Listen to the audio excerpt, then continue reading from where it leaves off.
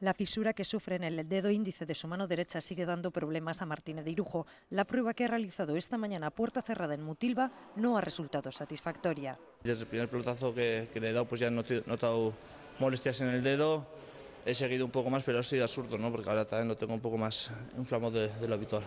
Tras hablar con su empresa, ASPE ha solicitado a la LEP el aplazamiento de la semifinal que Irujo y Bengoechea Sexto debían disputar el próximo domingo en Bilbao. No estoy al 100% para jugar este partido, es una semifinal. Quiero llegar a la final como sea y he pedido la posibilidad de aplazamiento. La Liga de Empresas de Pelota a Mano ha aceptado la solicitud y ha fijado la semifinal entre Irujo y Bengoechea para el día 1 de diciembre. Una semana más, que a ver si es tiempo suficiente para volver a estar bien, pero bueno, haremos todo lo posible para estar lo mejor posible y así le puedo ganar a Inat. En su nota, la LEP señala que este aplazamiento no supone, en principio, la modificación de la fecha de la final del campeonato del 4,5 prevista para el 8 de diciembre.